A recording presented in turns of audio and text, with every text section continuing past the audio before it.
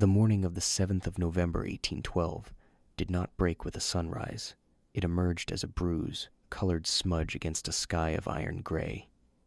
In the heart of the Russian wilderness, the remnants of the Grande Armée were no longer an invading force.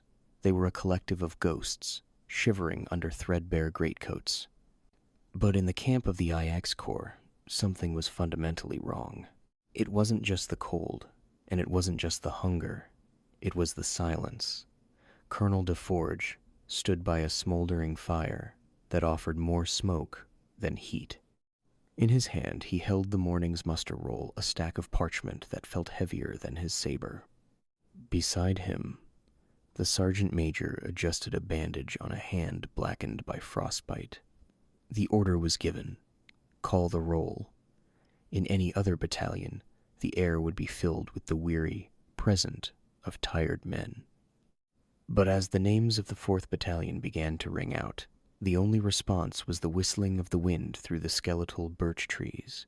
Dubois, silence. Lefebvre, silence. Garnier, nothing. Initially, the officers assumed the men were simply lagging. In the brutal retreat from Moscow, the straggler was a common sight men who fell out of line to find a scrap of horsemeat or a moment's shelter. But this was different. An entire tactical unit, over 400 men who had been sighted setting up camp just half a league away the night before, had vanished. There were no sounds of musket fire in the night. No screams of a midnight raid by Cossacks. The earth had simply opened and swallowed them whole. The sergeant major's voice began to crack as he reached the end of the list. Of the 100 names assigned to the lead company, not a single soul answered. He looked at the colonel, his eyes wide with a primal sort of fear. This wasn't the attrition they had been taught at the military academies in Paris. Attrition leaves bodies. Attrition leaves a trail of blood and broken wagons. Here, there was only the pristine, undisturbed snow of the Russian steppe. The first official mention of the missing unit appears in a frantic, ink-smudged dispatch sent to Marshal Berthier later that afternoon. The wording was cautious, almost embarrassed. It did not claim the men were dead, nor did it claim they had deserted. It simply stated that the 4th Battalion was unaccounted for in its entirety. In the chaotic bureaucracy of the Napoleonic Wars, a missing soldier was a statistic, a missing company was a tragedy. But a missing battalion? That was an impossibility. Napoleon's army was a machine of meticulous record-keeping. Every loaf of bread, every musket ball, and every private was meant to be tracked. To lose a battalion was to admit that the machine was breaking, that the dark, frozen corners of the world were starting to reclaim the Emperor's map. As the sun dipped below the horizon, the officers stopped calling names. They realized they weren't just calling out to missing men. They were calling into a void that had no intention of answering back. The Vanishing Battalion had officially entered the annals of history, not as heroes or martyrs, but as a question mark that would haunt the survivors for the rest of their lives. This chapter delves into the composition of the missing unit, focusing on the 37th de Ligne and the Portuguese Legion, examining how their unique makeup and strategic value made their disappearance a catastrophic blow to the French High Command. To understand the gravity of the disappearance, one must understand that a Napoleonic battalion was not merely a collection of men, it was a finely tuned organism. In the 1812 campaign, a full-strength battalion typically consisted of roughly 800 to 1,000 soldiers. These were divided into 6 companies, 4 of the center and 2 elite wings, the Grenadiers, who were the towering shock troops, and the Voltigeurs, the nimble skirmishers, meant to harass the enemy. When we speak of a vanishing battalion, we are talking about the sudden evaporation of nearly 1,000 human lives in the erasure of a massive tactical asset from the chessboard of Europe. The unit in question was a microcosm of Napoleon's Grand Empire. By 1812, the French army was no longer purely French. It was a polyglot force, a Babylon of arms. The vanishing unit was comprised of a high percentage of foreign subjects, men from the annexed territories of the Rhineland, northern Italy, and even remnants of the Portuguese Legion. These were men who wore the French blue, but whose hearts often beat for homes thousands of miles away. The commanders of this unit were not green recruits. The chef de battalion, a veteran of the Peninsular War named Colonel Fontaine, was a man described in archives as a creature of habit and iron discipline. He was the kind of officer who counted every button on a soldier's gaiters. This makes the disappearance even more baffling. Under a man like Fontaine, soldiers did not simply wander off. They moved with a geometric precision that was the hallmark of the Napoleonic era. Strategically, this battalion held a linchpin position. During the retreat, they were assigned to the rearguard under Marshal Ney, tasked with protecting the ambulance and the remaining treasure wagons of the army. They were the barrier between the starving main body of the French army and the relentless, predatory swarms of Platov's Cossacks. If this unit failed, the tail of the army would be cut off, leaving thousands of wounded to the mercy of the Russian winter. The reputation of the unit was one of the unbreakable. They had survived the carnage of Borodino, where the earth itself seemed to shake under the weight of 80,000 casualties. They had marched through the burning streets of Moscow, maintaining their formation while other units dissolved into looting and debauchery. They were the professionals. They were the men the emperor relied on when the situation turned calamity. Yet history shows that the most disciplined units are often the most vulnerable to total collapse when the system fails. In the Napoleonic mindset, a soldier existed only as part of a collective. Without their officers, without their drums to signal the beat, and without their eagle standard to rally around, the individual soldier was lost. The battalion also represented a significant financial and training investment. The muskets they carried, the Charleville 1777, were masterpieces of industrial warfare, and the ammunition they lugged was worth its weight in gold in the desolate plains of Russia. When they vanished, they didn't just take their lives with them. They took a fortune in weaponry and the strategic security of the entire 9 Corps. Why did this specific unit matter? Because they were the watchmen. Their disappearance wasn't just a loss of manpower, it was a breach in the wall. When the roll call was met with silence, the French command realized that if a veteran battalion under an iron colonel could disappear without a sound, then no one, not even the old guard, was truly safe. They were the canary in the coal mine, and the gas was the encroaching, silent Russian winter. First, the maps being used by the French staff were notoriously inaccurate, often based on outdated 18th century surveys that failed to account for the dense, marshy forests that choked the region. Furthermore, the orders were ambiguous by necessity. Napoleon's marshals were under immense pressure to keep the army moving. Consequently, the command to the battalion didn't specify a duration of engagement. It simply told them to hold until relieved. In military terms, this is a death sentence if the relief never arrives. There are massive gaps in the documentation that suggest a breakdown in the Imperial Secretariat. Normally, every order sent would be logged in a journal de marche. However, for the night of November 6th, the logbooks for the 9 Corps show a frantic scramble. Entries are missing. Pages appear to have been torn out or ruined by moisture and blood. It's as if the bureaucracy itself was trying to erase the mistake before it was even made. Eyewitnesses from the neighboring 12th Regiment of the Line recall seeing Colonel Fontaine reading the dispatch by the light of a dying campfire. He reportedly looked toward the dark woods to the east and shook his head. He knew the terrain was a labyrinth. He knew the defile was a tactical trap. But in the Napoleonic Code, an order was a holy decree.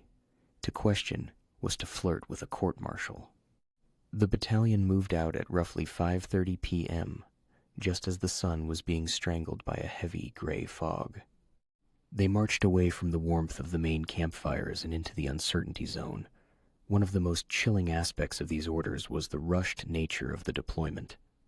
In the haste to secure the flank, the battalion was sent without their usual complement of light cavalry scouts. They were marching blind.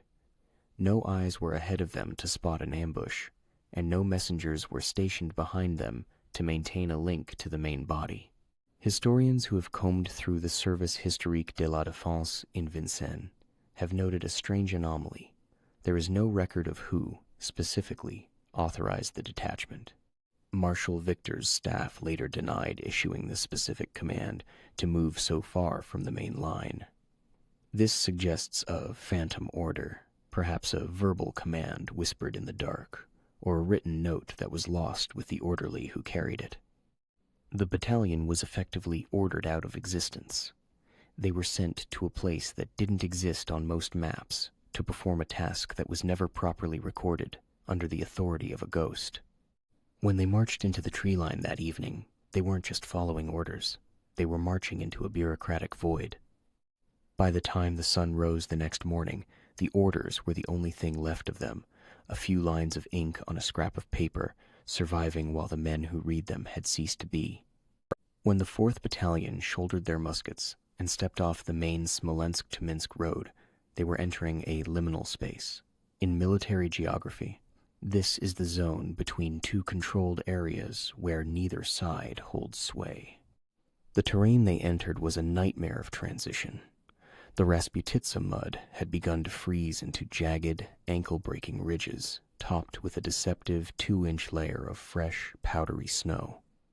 The destination was the Zakrutia Defile, but to get there, the unit had to traverse a dense forest of ancient firs and silver birches. In the Russian winter, these forests act as sensory deprivation chambers. The thick canopy muffles sound, and the lack of a horizon line makes navigation by stars already obscured by heavy clouds nearly impossible. Eyewitness accounts from the 12th Regiment, who remained on the main road, provide the last outside glimpse of the unit.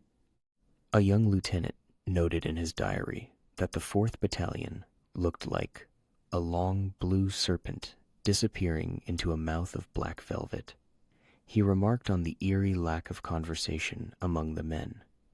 There was no singing, no Vive l'Empereur. There was only the rhythmic crunch, thud of thousands of boots, and the metallic clinking of bayonets against canteens. The weather that night was a phenomenon the French called le grand givre, the great frost. The temperature didn't just drop, it plummeted with a violent suddenness. At these temperatures, the moisture in a man's breath freezes into ice crystals on his eyelashes and mustache, effectively blinding him. The oil in the locks of their muskets would have thickened into a sticky paste, rendering the weapons useless. They were marching into a potential combat zone with what amounted to expensive clubs. As they moved deeper into the woods, the battalion encountered the white silence. In this state, the cold is so intense that the wood of the trees literally screams, expanding and cracking with the sound of pistol shots. To a jumpy, exhausted soldier, every crack of a freezing branch sounds like a Russian partisan's rifle. There are conflicting reports from flankers skirmishers who stayed on the fringes of the march. One corporal, who fell behind due to a broken bootlace and eventually rejoined the main army, claimed he saw the battalion's lanterns flickering deep in the woods, but they weren't moving toward the river. He claimed they were moving in a wide, slow circle. If his account is true, it suggests that the battalion's guides had succumbed to snow blindness or hypothermic disorientation, a state where the brain loses the ability to process direction. Last confirmed sightings by a group of French horse artillerists placed the battalion's rearguard near a small clearing approximately 3 miles from the bridgehead at 8 p.m. The artillerymen shouted a greeting, but the infantrymen didn't respond. They simply kept marching, eyes fixed on the backpack of the man in front of them, moving with a mechanical, haunting persistence. The terrain around Zakruti was also riddled with peat bogs, hidden swamps that don't fully freeze because of the chemical gases trapped beneath the surface. A thin crust of ice and snow creates a false floor. If a column of 1,000 men, weighing hundreds of tons in aggregate, marched onto such a surface, the result would be a silent, vertical disappearance. There would be no battlefield, no debris, just a hole in the ice that the wind would cover with fresh snow in a matter of minutes. By midnight, the Blue Serpent was gone. The forest had closed behind them. The weather, the terrain, and the psychological weight of the Russian night had created a perfect storm of invisibility. They were no longer a unit of the French Empire. They were a collection of souls lost in a white labyrinth, waiting for a morning that, for them, would never arrive. The first few hours of November 7th were characterized not by alarm, but by an increasingly irritated impatience. At the headquarters of the IX Corps, the expectation was that Colonel Fontaine would have sent a courier by dawn to confirm the defile was secure. In the rigid clockwork of Napoleon's Grande Armée, a lack of news was usually interpreted as a sign of mundane success. But as the sun, a pale, heatless coin, rose over the frozen horizon, the silence began to take on a physical weight. By 8 a.m., the first messenger was dispatched from the main column. He was a young hussar, chosen for his horse's speed and his own reputation for navigation. His task was simple: ride to the Zakruty bridgehead, find Fontaine, and tell him to fall back and rejoin the rearguard. The hussar galloped into the same tree line the battalion had entered 14 hours earlier. He never returned. An hour later, a second messenger, this time a veteran sergeant with 2 companions, was sent. They were ordered to follow the tracks of the first messenger. They, too, vanished into the tree line. No shots were heard. No shouting echoed through the brittle air. The forest simply sat there, dark and indifferent, swallowing every soul sent toward it. This is the point where professional concern transitioned into a primal, unstated panic among the staff officers. In a standard military engagement, if a unit is overwhelmed, survivors flee back toward the main body. If they are captured, there is at least the noise of a struggle. But the silence from the Zakruty woods was absolute. It was as if the 4th Battalion had not just moved to a different location, but had moved to a different plane of existence. The commanders began to experience what psychologists today might call systemic dread. Marshal Victor and his staff were already managing a collapsing retreat. They could not afford to lose 1,000 men to a mystery. Yet, they found themselves unable to send more men into the woods. To send another battalion to find the first was to risk losing 2. The vanishing was acting as a psychological deterrent, an invisible wall that the French soldiers were increasingly terrified to cross. By noon, the silence had spread through the ranks of the nearby units.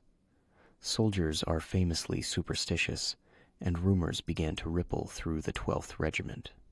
They spoke of the White Grave, a legendary Russian phenomenon where the land itself rises to claim invaders. They whispered that the 4th Battalion hadn't been attacked by Russians, but by the Spirit of the North.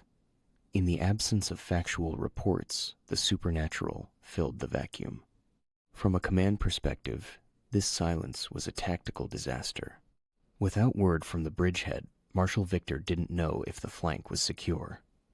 If the 4th Battalion had been wiped out by a silent bayonet charge, the entire IX Corps was currently exposed to a Russian flanking maneuver. The silence wasn't just a lack of sound, it was a lack of intelligence, and in the middle of a retreat, being blind is as lethal as being outnumbered. The panic reached its zenith when a third attempt was made to contact the unit. A small detachment of light cavalry was sent with orders to stay within sight of the main road. They returned within 30 minutes, their horses lathered in white sweat and their eyes wide. They reported that the tracks of the battalion, the thousands of footprints left in the snow, did not lead to the bridge. They reported that the tracks simply stopped in the middle of a clearing, as if the men had been lifted into the sky. This report was likely the result of drifting snow being blown by the wind to cover tracks in specific patterns, but to the exhausted, starving French command, it was the final straw. The silence had become a weapon. The commanders realized they were no longer in a war of muskets and maneuvers. They were in a war against a landscape that erased its enemies without leaving a scar. As the afternoon light faded, the order was finally given to abandon the inquiry. The 9 Corps was ordered to resume the retreat. The 4th Battalion, their colonel, their messengers, and their missing Eagle standard were officially left behind. The silence had won. The Vanishing Battalion was no longer a military unit. They were now a ghost story recorded in the margins of a failing campaign, or find the proof of their end. As the party moved back toward the Zakrudi clearing, the weather had momentarily cleared, leaving the world in a state of high contrast, blinding white. They found the start of the trail easily enough, the packed snow where 1,000 men had initially marched. But as they pushed deeper into the woods, the logic of a military march began to unravel. The first strange discovery was the equipment. In a standard retreat, if men are fleeing, they drop heavy items to move faster. If they are captured, the enemy loots the packs. But Davre's team found a circle of muskets, roughly 40 firearms stacked neatly in triangular tents, the standard military way of parking weapons during a rest. But there were no men. The muskets were primed, the powder dry, and the bayonets fixed. Beside them were several knapsacks, opened as if for a meal, with rations of hard bread still tucked inside. There was no blood. There were no signs of a struggle. The snow around the equipment was pristine, save for a few drifting footprints that led away from the muskets and toward the center of a nearby frozen marsh. Davre's men pushed further, reaching the edge of the Zakrudi bridgehead. The bridge was intact. The strategic defile they were meant to hold was empty. However, on the far bank of the river, they found the battalion's ghost. It was a single tall pole, the wooden staff of the battalion's eagle standard, thrust deep into the frozen earth. The brass eagle itself, the sacred symbol for which every Frenchman was sworn to die, was missing. It hadn't been hacked off. The screws had been carefully removed, as if by a jeweler.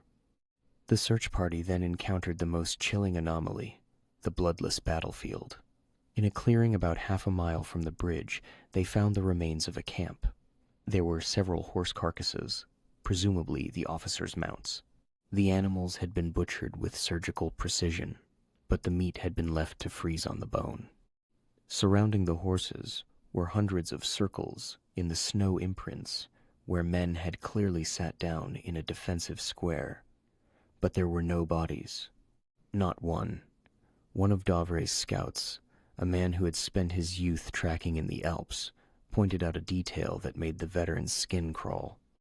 He noted that the footprints of the soldiers didn't lead toward the enemy, nor did they lead back toward the French lines.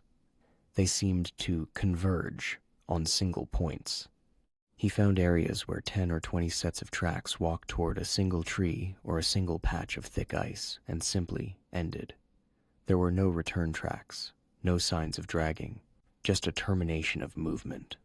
The testimonies of the search party, recorded weeks later in a cold room in Prussia, were riddled with contradictions. One soldier claimed he heard the distant sound of a drum coming from beneath the ice of the marsh. Another swore he saw a blue coat fluttering in the high branches of a fir tree, 30 feet off the ground, though no human could have climbed it in such weather. Captain Davre eventually called off the search as a fresh blizzard began to roll in. He realized that his 12 men were now in danger of becoming the next missing.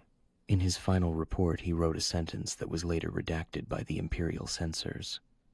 The 4th Battalion did not fall to the Russians, nor did they desert to the woods. It is as if they were unmade by the very air they breathed. They returned to the main army with nothing but a few recovered muskets and the empty staff of the Eagle. The search hadn't provided closure, it had only deepened the horror. The battalion hadn't just disappeared. They had left behind a theater of the absurd, a series of clues that pointed to a departure that was neither a battle nor a retreat, but a collective, silent exit from the map of the living. In the aftermath of the 1812 campaign, the Russian Ministry of War was eager to catalog its victories. They kept meticulous records of captured eagles, the French standards, the number of prisoners taken, and the names of high-ranking officers who surrendered. Every victory over a French battalion was a feather in the cap of the Tsar.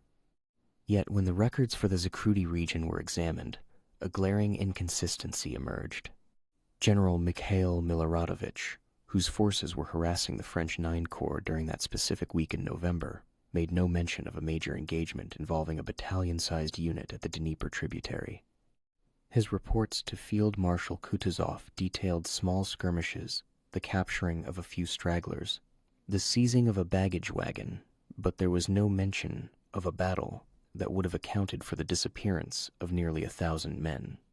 When the French retreat finally cleared the area, Russian scouts moved in to occupy the ground. One might expect them to boast of a massacre. Instead, the Russian partisan commander, Denis Davidov, noted in his journals a sense of profound unease among his men when they reached the Zakruty clearing. Davidov, a legendary figure of the war, wrote that his scouts found the same ghost camp the French search party had described.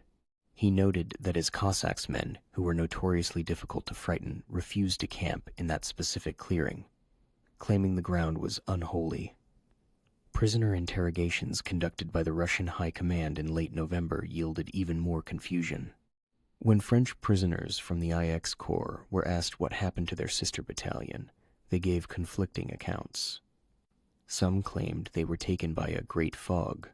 Others believed they had defected en masse. However, when the Russians searched their own POW camps, there was no trace of the 4th Battalion. 1,000 men do not simply enter a prison system without a paper trail, especially in the Tsar's bureaucracy. The Russians were actually suspicious of the French. They believed the disappearance was a clever ruse, a ghost unit Napoleon had sent on a secret mission to circle behind Russian lines and strike at their supply depot in Vitebsk. This led the Russian command to waste precious days diverting cavalry to hunt for a battalion that, for all intents and purposes, no longer existed on the physical earth. Rumors of a massacre were eventually investigated, but no mass graves were ever found. In the Russian spring, when the snow melts, a period known as the thaw of the dead, the bodies of those who died in winter usually rise to the surface. Along the main road to Wilna, thousands of French corpses appeared in the mud. But in the Zakruty defile, nothing. No bones, no decayed uniforms, no rusted buttons. This denial from the enemy is perhaps the most damning piece of evidence against a traditional military end. If the Russians didn't kill them, and the Russians didn't capture them, then the 4th Battalion did not fall in war, as we define it. The Cossacks had a name for the phenomenon they witnessed in those woods, Morosko's breath. According to local folklore, the Slavic demon of frost, Morosko, sometimes claims entire groups of travelers, freezing them so quickly and so deeply that they shatter into dust and are carried away by the wind. While the French officers looked for military explanations, the Russian peasants simply crossed themselves and looked away. To the enemy, the battalion wasn't a tactical loss. It was a supernatural warning that the land itself had finished with the invaders. When 1,000 men vanish without a trace, the human mind abhors the vacuum. In the absence of bodies or battle reports, 4 distinct theories have emerged to explain the fate of the Vanishing Battalion. Each offers a different lens through which to view the tragedy. One of human failure, one of environmental terror, one of treachery, and one of dark bureaucracy. 1. The environmental catastrophe theory. The most scientifically grounded theory involves a rare meteorological event known as a flash freeze combined with paradoxical undressing. In this scenario, the battalion reached the Zakruty marsh just as a localized weather cell caused the temperature to drop by 30 degrees in a matter of minutes. Hypothermia does strange things to the brain. In its final stages, victims often feel a burning sensation, leading them to strip off their clothes, a phenomenon called paradoxical undressing. They then seek out small enclosed spaces to die, a behavior known as terminal burrowing. If the battalion, delirious and freezing, wandered into the deep peat bogs and fell through thin ice, their bodies would have been preserved in the anaerobic environment of the swamp, sinking deep into the mud. When the spring thaw came, the bog simply swallowed the evidence, sealing 1,000 men in a watery subterranean grave that no search party could ever find. 2. The mass desertion and assimilation theory. Could 1,000 men simply decide to stop being soldiers? Some historians argue that the 4th Battalion, largely composed of non-French conscripts, Germans, Italians, and Portuguese, reached a collective breaking point. In this theory, Colonel Fontaine was either killed by his own men or led the defection himself. The neatly stacked muskets found by the search party support this. It looks like a unit signing off. They may have moved deep into the Russian interior, burning their uniforms and integrating into local peasant communities, or joining the bands of grand fugitives, clandestine colonies of deserters who lived in the vast forests, raiding both Russian and French supply lines to survive. However, the lack of any recorded uprising or sightings of such a large group of foreigners makes this theory difficult to sustain. 3. The ambush and silent massacre. This theory suggests the battalion was intercepted by a specialized Russian Jaeger unit, highly trained woodsmen who specialized in silent, cold steel warfare. Under the cover of a blizzard, the Russians could have systematically picked off the battalion using bayonets and knives, preventing a single musket shot from being fired. The bodies would then have been disposed of in a natural incinerator, perhaps a large forest fire or a deep ravine that was later covered by a landslide. This would explain the bloodless battlefield. The clearing d'Avray found wasn't where they died, but a staged site designed to confuse pursuers, while the real massacre took place elsewhere. 4. The cover-up theory. This is the most cynical of the theories. It posits that the battalion was accidentally destroyed by friendly fire, perhaps by French artillery or another confused unit in the fog, and that the loss was so embarrassing and so damaging to morale that the imperial staff purged the records. In this version, the disappearance was a fiction created by the French High Command to hide a catastrophic blunder. This would explain the missing pages in the archives and the refusal of Marshal Victor to authorize a larger search. It is easier for an emperor to explain a mystery than to explain that his own men slaughtered 1,000 of their comrades in the dark. Each of these theories holds a piece of the puzzle, yet none fits perfectly. The stacked muskets suggest a peaceful end. The missing eagle suggests a theft or a secret burial. The terminated tracks suggest a nightmare. Whether they were victims of the earth, the enemy, or their own minds, the 4th Battalion remains a void in the history of the 1812 campaign, a story where the ending was erased by the very snow they marched through. When news of the missing battalion finally reached the Emperor's traveling headquarters, he was reportedly in a state of high agitation. By mid-November 1812, Napoleon was already grappling with the realization that his invasion was a failure. He was losing his grip on his army, his marshals, and his health. The report of the 4th Battalion was hand-delivered by a weary staff officer during a temporary halt in the retreat. Napoleon's reaction was not one of grief, but of cold, bureaucratic annoyance.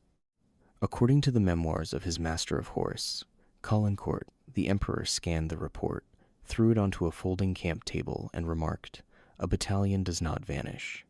Men are either dead, captured, or deserting. Find out which, or strike them from the rolls." This was Napoleon's standard defense mechanism. If a problem could not be solved with a maneuver or a decree, it was to be ignored until it became irrelevant. He understood the power of optics. To acknowledge that 1,000 veteran soldiers had been lost to the wind was to admit that he had led his men into a realm where his genius held no power. It was an admission of a loss of control. Interestingly, Napoleon's subsequent correspondence shows a deliberate effort to sanitize the event. In the official bulletins of the Grande Armée, the propaganda leaflets sent back to Paris to maintain public morale, there is no mention of the Zacrete incident. Instead, the losses of that week were folded into the general casualties of the harsh weather. By merging the specific mystery of the 4th Battalion into the general tragedy of the retreat, Napoleon ensured that no single horror story could take root in the minds of the French public. However, behind the scenes, Napoleon was more unsettled than he let on. He ordered a private inquiry by the Gendarmerie d'Élite, his personal military police. He wanted to know if this was the start of a contagion of desertion. He feared that if one battalion could simply walk away into the woods, the rest of the army might follow. When the gendarmerie returned with no answers and reported the same superstitious dread among the survivors, Napoleon grew uncharacteristically silent. Some historians suggest that Napoleon's famous decision to leave the army in December 1812 and race back to Paris was partially fueled by these anomalies. The army was no longer the instrument he had built. It was becoming a collection of shadows. Every night, the campfires grew fewer, and every morning, more units failed to report. The 4th Battalion was merely the most extreme example of a dissolving force. The Emperor's final act regarding the unit was one of erasure. He directed the War Ministry to list the men as missing in action at the crossing of the Berezina, despite the fact that the Berezina was still miles away when they vanished.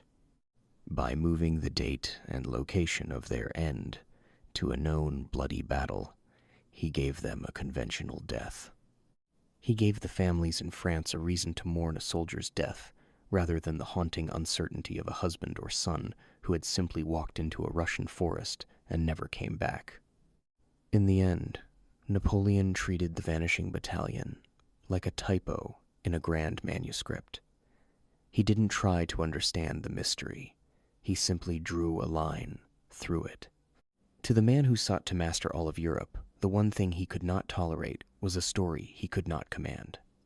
In the 19th century, the French military was perhaps the most documented organization in the world. Every soldier carried a livret individual, a service book detailing his pay, his equipment, and his conduct. Every regiment maintained a registre matricule, a master ledger that followed a man from his enlistment to his death or discharge. Yet, when modern historians began digging into the records of the 1812 campaign at the Service Historique de la Défense in Vincennes, they discovered a series of disturbing anomalies regarding the 37th de Ligne and its missing battalion. The first thing researchers noticed was the physical state of the ledgers. In the volumes covering the autumn of 1812, there are clear signs of documentary surgery. Pages have been sliced out with a precision that suggests a razor, and the numbering of the remaining pages has been altered by a later hand to hide the gaps. In the specific section where the 4th Battalion's daily strengths should have been recorded, the ink changes. The entries for early November are written in a hurried, cramped scrawl that doesn't match the elegant copperplate of the earlier months. Even more telling is the numerical paradox. When historians cross-reference the casualty lists provided to the French Ministry of War with the payroll records, the numbers did not add up. Hundreds of men from the Zacrete incident were officially listed as present and accounted for as late as December 1812, weeks after they had vanished. This was a classic ghost soldier tactic, keeping a dead or missing unit on the books to prevent a drop in the perceived strength of the army, or to continue drawing rations and funding for men who were no longer there to eat. Furthermore, the after-action reports for the 9 Corps during the retreat were rewritten. A draft version of a report by an aide-de-camp mentions the unexplained absence of the 4th Battalion near the Dnieper. However, in the final version submitted to the Emperor and later published, that line is gone. It was replaced with a generic statement about losses sustained due to the rigors of the climate and the persistence of the enemy. Why the cover-up? To the Napoleonic state, a soldier who was missing without being captured was a dangerous legal entity. If a soldier disappeared, his family could not claim a pension, his property could not be legally inherited, and his wife could not remarry. He was stuck in a state of civil limbo. By officially reclassifying the Vanishing Battalion as killed in action during the Battle of the Berezina, the state closed the file. It turned a terrifying mystery into a manageable statistic. This erasure extended to the veterans themselves. After the restoration of the Bourbon monarchy in 1814, many soldiers tried to tell their stories. However, the official history of the 1812 campaign was being tightly controlled by both the returning royals and the former Napoleonic generals looking to save their reputations. Any mention of a battalion vanishing into thin air was dismissed as the hallucination of a man suffering from nostalgia, a 19th century term for PTSD, or starvation-induced delirium. The most chilling evidence of this erasure is found in the Eagle records. Every regiment that lost its Eagle standard was required to undergo a formal investigation, a process of deep shame. Yet, for the 4th Battalion, no such inquiry exists. The standard was simply removed from the official list of captured or lost flags. It was as if the Eagle, and the 1,000 men who followed it, had never existed in the first basis of French military honor. History is often written by the victors, but folklore is written by the survivors. By the 1830s and 42nds, the men who had survived the retreat from Moscow were aging.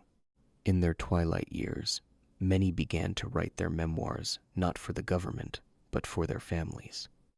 In these private journals, far from the eyes of the imperial censors, the Vanishing Battalion lived on as a source of recurring nightmares. One veteran of the 12th de Ligne, a former sergeant named John Mark Morin, wrote in 1842 of a strange encounter he had years after the war. While living in a small village in the Rhineland, he met a man who claimed to have been a fifer in the lost battalion. The man was a shell of a human, his mind fractured. He spoke not of a battle, but of a great white cathedral that appeared in the woods.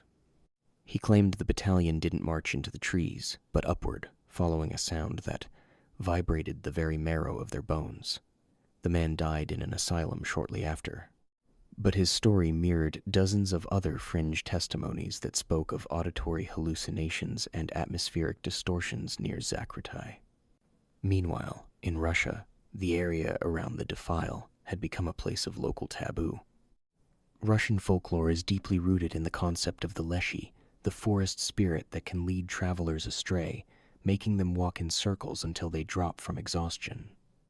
By the mid-19th century, the villagers of Zakritai had developed a specific legend regarding the Blue Regiment.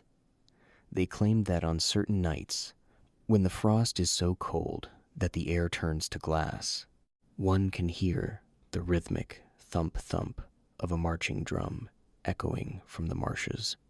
They spoke of the Ice People, shadowy figures in ragged blue coats seen standing perfectly still among the birch trees, only to vanish when approached. These weren't seen as ghosts of individuals, but as a collective entity, a battalion that was still trying to fulfill its last order to hold until relieved. In 1860, a group of Russian surveyors working on a new telegraph line near the tributary made a discovery that briefly reignited interest in the case. They found a series of mounds in a remote, high-altitude clearing that had been overlooked for decades. Upon excavating one, they didn't find a mass grave. Instead, they found a circle of 60 French shakos, infantry hats, neatly arranged on the ground, weighted down by stones. Beneath the hats, there was nothing. No skulls, no hair, no bone fragments. It was a symbolic cemetery with no occupants. This discovery suggests that at least some members of the battalion survived long enough to perform a ritual, perhaps a funeral, for their own identity. It points to a slow, psychological dissolution rather than a sudden, violent end. The echoes also reached the world of academia. Early 20th century researchers, fascinated by the burgeoning field of psychology, used the Vanishing Battalion as a case study for mass hysteria and dissociative fugue. They argued that the extreme trauma of the retreat, combined with the sensory deprivation of the Russian winter, could have triggered a collective mental break. Where 1,000 men simply forgot, they were a military unit and wandered off as individuals into the wilderness, their identities erased by the cold. Yet, none of these legends or theories could account for the missing eagle. To this day, the brass eagle of the 4th Battalion has never appeared in a museum, a private collection, or a Russian church. It remains the ultimate ghost of the Napoleonic Wars. The echoes of the battalion remind us that while a government can delete a unit from its records, the land and the human memory hold on to the trauma, repeating this story in the wind and the shadows until it becomes something more than history. It becomes a myth. When we strip away the stories of forest spirits and the redactions of embarrassed generals, we are left with a set of hard facts. A unit moved into a specific geographic dead zone during a period of extreme environmental stress and never emerged. To determine the most likely fate of the 4th Battalion, we must weigh the evidence using a hierarchy of probability, the death by stasis scenario. The most probable explanation is far more tragic than it is mysterious. It is the theory of collective hypothermic stupor. As the battalion reached the Zakrutia defile, they likely found the bridge destroyed or the marsh impassable. Faced with a temperature drop to -30°C and no wood for fires, Colonel Fontaine would have ordered the men to form square to preserve body heat. In these conditions, carbon dioxide buildup in the center of the square, combined with the onset of hypothermia, creates a sedative effect. Men stop shivering and start to feel a false sense of warmth. They fall asleep. In a heavy Russian snowfall, a sitting battalion can be completely covered by a 3-foot drift in less than 2 hours. They wouldn't have looked like a pile of bodies. They would have looked like part of the undulating white landscape. When the search party arrived 48 hours later, they weren't looking at a battlefield. They were literally walking over the snow-covered mounds of the men they were seeking. The fragmentation fact. Military historians point to another high probability, the Great Dissolution. While the unit entered the woods as a battalion, they likely exited it as 1,000 desperate individuals. Under the cover of the Grand Givre, the Great Frost, the internal hierarchy of the unit likely collapsed. Once the officers succumbed to the cold or lost their way, the organizational glue dissolved. The men didn't vanish all at once. They fanned out in a 360-degree radius of desperation. Some wandered into the marshes and drowned. Some were picked off by local peasants. Others managed to join different retreating columns under false identities to avoid being sent back to the front. The vanishing was an illusion created by the fact that they ceased to exist as a unit, even if they continued to exist for a few more days as dying individuals scattered across 20 square miles. The mystery of the clean campsite. The discovery of the stacked muskets and the missing eagle remains the hardest detail to reconcile. However, forensic psychology suggests a ritual of surrender. Knowing they were doomed, the veteran soldiers may have performed a final, morbid act of military discipline. They stacked their arms to keep them from the mud, and the officers likely buried or dismantled the eagle to prevent it from becoming a Russian trophy. This was not a disappearance, it was a self-directed burial. They essentially prepared their own funeral site before wandering off to die in the deeper woods, ensuring the honor of the regiment remained untarnished by capture. The final verdict. If we had to reconstruct the final hours, it likely looked like this. The battalion became lost in the Zakrutia woods due to faulty maps and whiteout conditions. They reached a point of total exhaustion and stopped to rest. The extreme cold triggered mass disorientation. The unit, shattered, small groups went in every direction, seeking a warmth that didn't exist. The lack of remains is not a result of the supernatural, but of the Russian bog. The area around Zakrutiye is a massive carbon sink. Objects that sink into these bogs are pulled down by the weight of the peat and preserved or hidden for centuries. The 4th Battalion isn't gone. They are likely still there, a few meters beneath the surface of the Russian soil, perfectly preserved in a layer of earth that the 19th century search parties simply didn't have the tools to probe. The story of the 4th Battalion serves as a haunting bookend to the era of Napoleonic warfare. For over a decade, Napoleon Bonaparte had reshaped Europe into a vision of order, law, and mathematical precision. His Grande Armée was the physical manifestation of that order, a machine where every man was a gear and every movement was calculated. The disappearance of an entire battalion without a trace was the ultimate proof that the machine had finally stripped its gears. The fragility of bureaucracy. At its core, this mystery reveals the paper wall of empire. Napoleon's power relied on information reports, rolls, and dispatches. When the 4th Battalion vanished, it exposed the fact that an empire is only as strong as its lines of communication. In the modern age of satellite tracking and instant connectivity, it is difficult to grasp a world where 1,000 men could be deleted simply because a messenger fell into a ditch or a clerk decided to rewrite a ledger. It reminds us that history is often a fragile construction of surviving documents, and beneath those documents lie silent truths that we may never fully uncover. The chaos of warfare. The Vanishing Battalion remains a case study for military historians on the fog of war. It illustrates that even the most disciplined veteran units are subject to a breaking point. When human endurance meets an environment like the Russian winter, the veneer of civilization, the uniforms, the ranks, the oaths evaporates. The battalion's fate is a sobering reminder of the human cost of hubris. They were not lost because of a tactical error by a colonel. They were lost because they were part of a strategic vision that ignored the fundamental realities of geography and climate, a monument to the unknown. In many ways, the 4th Battalion has become a proxy for the hundreds of thousands of unnamed soldiers who died in the 1812 campaign. Of the 600,000 men who crossed the Niemen River into Russia, only about 100,000 returned. Most of those who perished have no graves. Their bones were scattered by wolves or plowed into the soil by generations of Russian farmers. By focusing on this one missing unit, we are forced to confront the scale of the entire catastrophe. They represent the missing millions of history, the people who march into the service of great leaders and are simply swallowed by the machinery of time, the persistent lure of the mystery. Why do we still talk about them?